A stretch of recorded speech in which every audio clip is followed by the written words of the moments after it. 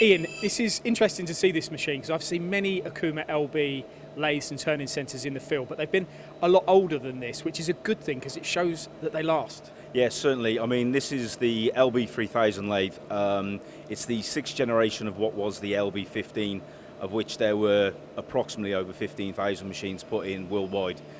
So I think it certainly shows its longevity in the field. And what gives it that longevity? Basically, we're talking about a true Okuma rugged machine.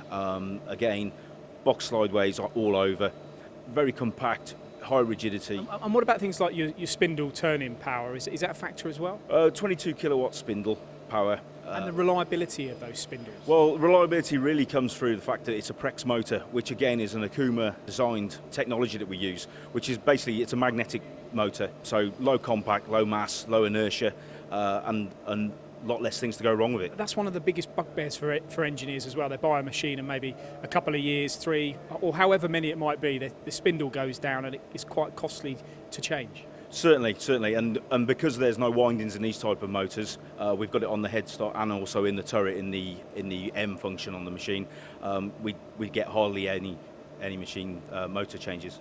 Tell me about this turret, because I've looked at a few machines here today from yourselves and they've got VDI turrets, but this one's different. Yeah, this one's the NC. It does come with the option of a VDI, but basically just for hard turning really, we've gone with the NC option on this one. Because of its rigidness, basically. And we've got quite a long turning length here as well. This is obviously one model within the range, but you can expand on that. Certainly. I mean, this is the 950. We do go down to a 550, and we also go up to a 1300 on the machine. So we've covered all three of those.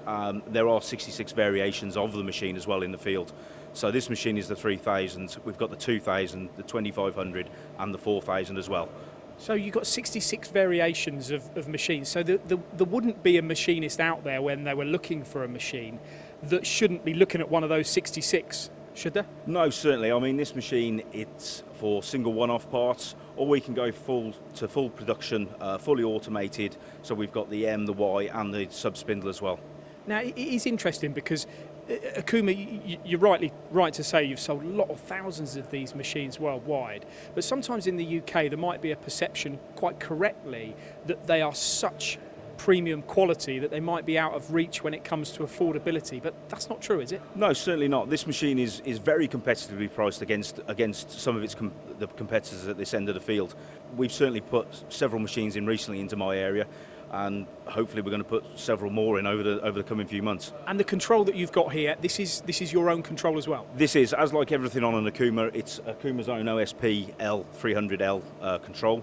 So because everything on the Okuma is Okuma built, the motors, the drives, we also have our own control, which allows us to to keep everything in-house and be in control of everything that we design on the machine. So with these 66 models, when you get yourself into a competitive arena, do you often come out the winner? I'd like to think so, certainly, yes. We certainly, with all the technology we've got available to us, it gives us a very good hand against the competition.